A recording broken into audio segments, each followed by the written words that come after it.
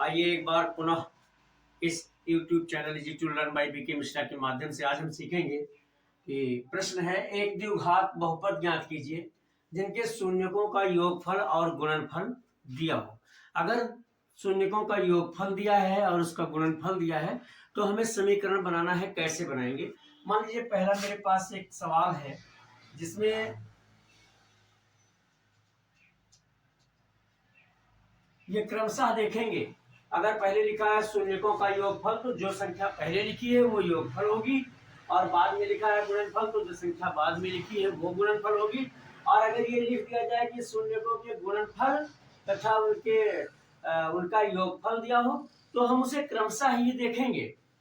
प्रश्न में जो हम पहले लिखेंगे वहां नीचे भी हम उसी गिनती को पहले ही पढ़ेंगे, जो बाद में लिखा है उसको हम बाद में जानेंगे। इस तरह से हमें अब एक द्विघात समीकरण बनाना है। तो हम जानते हैं कि द्विघात समीकरण बनाने का एक सूत्र है, उस सूत्र है यक्स स्क्वायर। सूत्र है जो आपको हमेशा याद रखना है, यक्स स्क्वायर माइनस मूलों का योगफल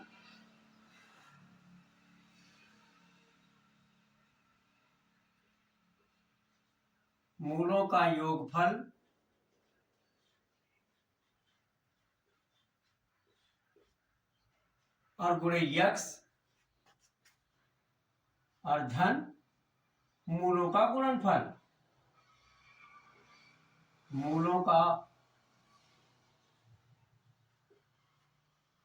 गुणनफल।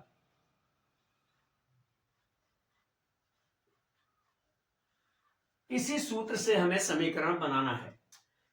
अभी कभी कभी खाली मूल दिए होंगे, अल्फा दिया होगा, बीटा दिया होगा, दोनों मूल अलग अलग दिए होंगे तो जहां मूलों का योगफल लिखा है हम अल्फा प्लस बीटा कर लेंगे, जहां मूलों का गुणनफल लिखा है उसे हम अल्फा इंटू बीटा, मतलब इसको हम इस तरह से भी लिख सकते हैं कि यक्स स्क्वायर ऋण alpha plus beta into x और धन अल्फा इंटू बीटा।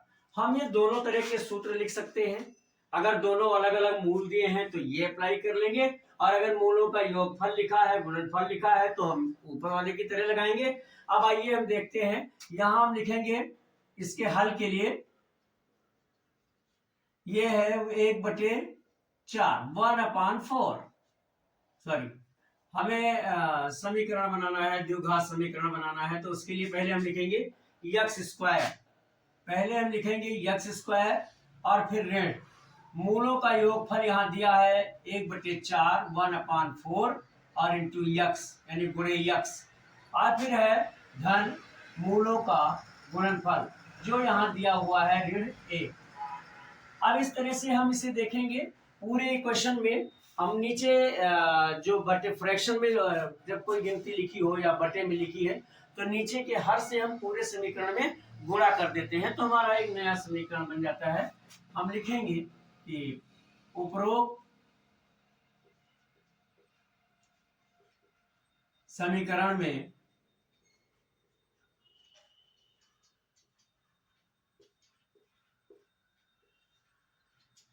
चार से गुणा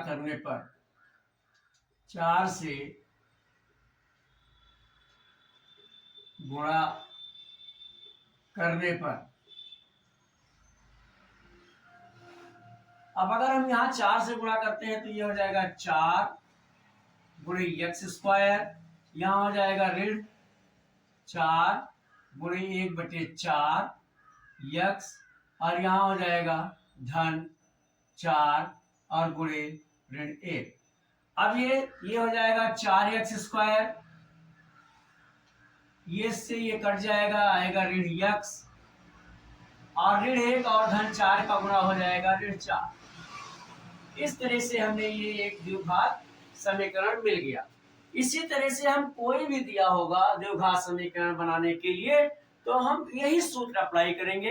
अगर मुझे अल्फा बीटा अलग अलग दिया है तो भी हमने जहां मूलों का योगफल लिखा है वहां अल्फा प्लस बीटा लिख लेंगे, जहां मूलों का गुणनफल लिखा है वहां अल्फा गुणे बीटा लिख लेंगे। इस तरह से बहुत ही सरल है। जब हमें दो शून्य दिए हो और हमें द्विघात समीकरण बनाना हो तो हम यही सूत्र अप्लाई करेंगे, या दोनों मूलों का योगफल दिया हो, मूलों का गुणनफल दिया हो, तो भी हम यही सूत्र अप्लाई करेंगे और इस तरह से ये मेरा समीकरण बन जाएगा। कितना भी हो, बहुत ही सरल है, बड़ी ही आसानी से समझा जा सकता है, कुछ नहीं करना है, सिर्फ हमें सूत्र याद रखना है और एक्स स्क्वायर माइनस मूलों का योगफल धन मूलों का गुणनफल, यही एक सूत्र है जिसके आधार पर अगर दो मूल दिए हुए हों और हम उनके समीकरण बना सकते हैं। अब अगर ये मेरे बताने का तरीका आपको अच्छा लगा हो, समझ में आया हो, तो मेरे चैनल को अगर सब्सक्राइब ना किया हो तो सब्सक्राइब कर दीजिए, वीडियो को लाइक कर दीजिए और अपने मित्रों को शेयर भी कर दीजिए। और किसी भी तरह की आपकी मैथमेटिक्स में प्रॉब्लम हो या हिंदी के व्याकरण में कोई दिक्कत हो या फिजिक्स के न्यूमेरिकल में कोई दिक्कत हो, तो जरूर मेरे व्हाट्सएप नंबर 9452510385 पर लिखकर भेजें, सलूशन आप तक जरूर पहुंचेगा। अब तक मेरे साथ इस वीडियो में बने रहने के लिए बहुत बहुत धन्यवाद।